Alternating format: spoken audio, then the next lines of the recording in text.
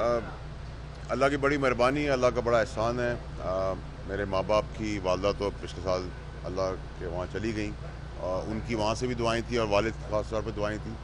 अल्लाह ने फ़तह की और क्या कहते हैं, सबसे इम्पॉर्टेंट चीज़ है कि कलअदम किया है हाई कोर्ट के ऑर्डर को, कलअदम किया है इलेक्शन कमीशन के ऑर्डर को, नाअहली जो ताहयात थी उसको ख़त्म किया है, एज सेनेटर मुझे बहाल किया है। और बहाली के बाद जो सबसे इम्पॉर्टेंट चीज़ मेरे लिए, इंसान सारे काम इज़्ज़त के लिए करता है, तो चीफ़ जस्टिस मोहतरम चीफ़ जस्टिस साहब और उनके मोहतरम बेंच ने मेरे लिए जो अल्फाज अदा किए हैं वो अल्लाह की बड़ी रहमत है मेरे लिए, कि उन्होंने कहा कि आपने कैरेक्टर शो किया है, आपने ग्रेस शो की है और आपने इंस्पायरिंग कॉन्फिडेंस दिखाया है।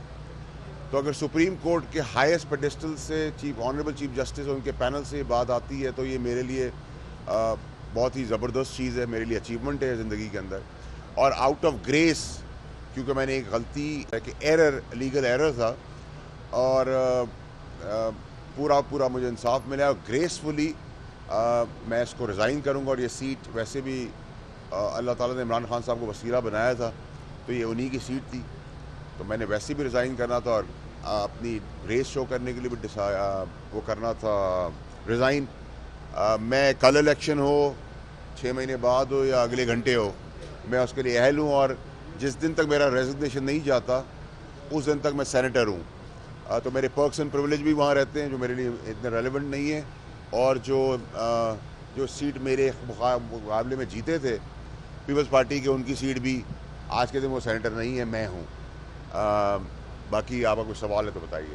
ये बताएं कि ये जो आज जुडिशल ग्रेस कह लें, जुडिशल एनआरओ कह लें, जो आपको मिला है, क्या जो बाकी लोग 62 पे डिस्क्वालीफाई हुए हैं उन्हें नहीं मिलना चाहिए?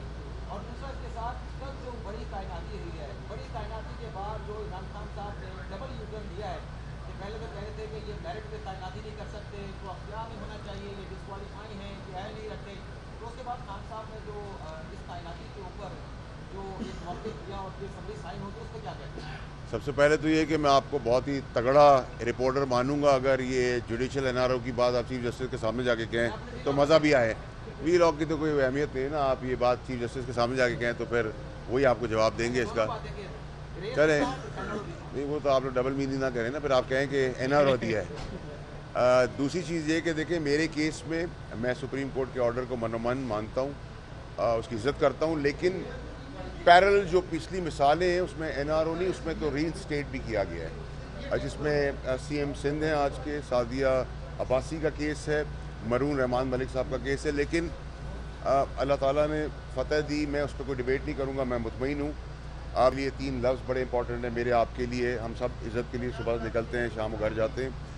ग्रेस दिखाई है मेरे लिए, कहा गया चीफ जस्टिस साहब ने, मुझे कहा गया कि इंस्पायरिंग कॉन्फिडेंस है और कैरेक्टर दिखाया है। तो यही 3 चीज़ों के लिए मैं और आप हम सारे निकलते हैं, अल्लाह की रहमत है। और मेरे लिए सेकंड इम्पॉर्टेंट चीज़ ये कि फाइनली हाई कोर्ट और इलेक्शन कमीशन का जो ऑर्डर है वो कलअदम हुआ है, नल एंड वॉइड हुआ है, डिफीटेड हुआ है। सर मेरा क्वेश्चन है जी, पीटीआई के साथ आपका ताल्लुक रहा है, उनको बड़ा प्रॉब्लम है कि ये पीटीवी आपको बड़ी कवरेज देता है आजकल।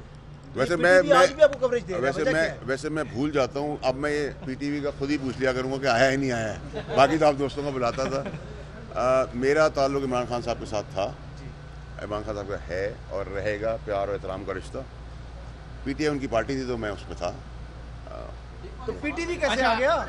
वाडी साहब ये बता दें भाई, इस तरह तो मैं कोई कमेंट, मैं ना जज के ओहदे पर हूँ तो मैं कोई ऐसी बात नहीं कर सकता। कोर्ट में उनका केस है, जो भी हो। वाडी साहब ये बता दें कि जो इम्पोर्टेंट अपॉइंटमेंट्स होनी थी वो हो चुकी है, अब आप पॉलिटिकल हालात किस तरफ जाते देख रहे हैं? इलेक्शन आपके पास क्या कोई इन्फॉर्मेशन है, कब होता हो रहेगा, टाइम पर होगा, जल्दी होगा? देखिए, इलेक्शन एक तो तैनाती जो है वो जैसे कहते हैं कि हदीस है कि आयत है जिसका तर्जुमा है कि अल्लाह ताला जिसको इज़्ज़त देना चाहे दे, जिसको ना देना चाहे ना दे। तो कोई, अल्लाह ने अगर किसी को देना है तो कोई रोक नहीं सका।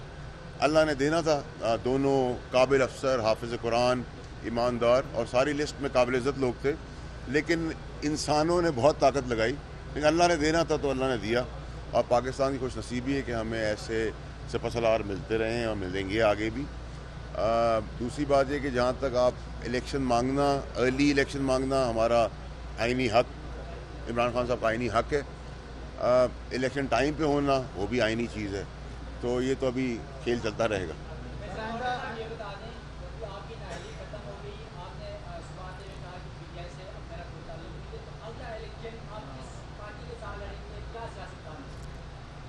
देखिए जी, मैं आपको थोड़ा सा आगे बोलना भूल गया कि मेरा हमेशा से ही ताल्लुक़ इमरान खान साहब के साथ था और वो इहतराम प्यार का रिश्ता है। अभी तो मुझे ना मैं किसी पार्टी में जा रहा हूँ और अगर मे भी मेरी सियासत यहीं तक थी और मे भी मेरी सियासत आगे बढ़े।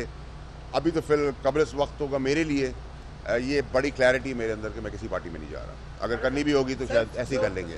इस्टेब्लिशमेंट के ऊपर बहुत से इल्ज़ामात लगाते हैं इमरान खान साहब और उनके साथी, नाम ले रहे हैं, और आप समझते हैं कि क्या ये दानिशमंदी है या इमरान खान को मिसगाइड कर रहा है और उनकी सियासत को बंद गली में लेके जा रहा है? बंद गली में ले जा नहीं रहे, बंद गली में ले आए हैं। अब अल्लाह ताला से दुआ है कि अल्लाह ताला उनको जैसे हमेशा निकालता रहे। मेरी ख्वाहिश है कि उनको बंद गली से निकाल दे। बंद गली में लाए नहीं, बंद गली में अब आ गए हैं। और ये जो नाम लेने का तरीक़ेकार है ये बड़ी ज़ाती है, बगैर किसी शवायद के, किसी के कहने पर। और इमरान खान साहब का जैसे मैं हमेशा कहता हूँ उनकी स्ट्रेंथ और वीकनेस यही है कि वो भरोसा करते हैं।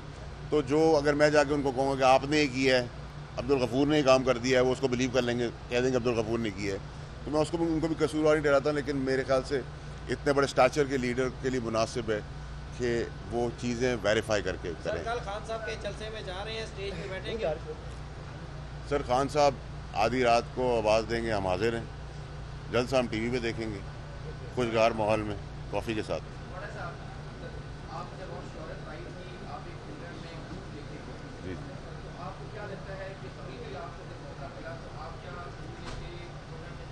ये तो डिपेंड करता है, आप मुझसे कोई ऐसा सवाल कर लें तो आप भी मेरे बूट निकाल सकते हैं, मैं भी आपको निकाल सकता हूँ। हम तो ऑलवेज एंड एवर रेडी हैं। थैंक यू, बहुत शुक्रिया।